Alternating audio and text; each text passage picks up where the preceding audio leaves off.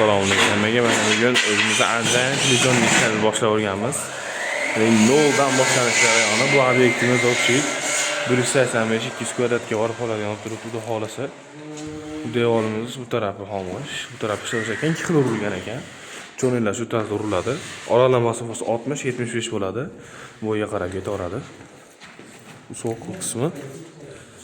Fasadiga kamervinli toshlarimizdan qo'yamiz. Okkamokri so'qillarga bo'lsa, vantana so'qillardan yana video davomida qo'yib boramiz. Ya'ni ishimiz tutgan sari bu taraflari. Bu tarafimizdan bo'ladi, yana cho'nisini uramiz. Sizga shunday devor topshirasiz. Xudo xolisa biz o'zimiz reyga to'qib, cho'tka qilib yechib ketamiz. Kondisioner bor, nima qilamiz desanglar, o'zimiz to'g'rilab ketamiz akalar. Shu tarzda reyga to'qiladi. Reyga ancha baquvvat bo'ladi akalar.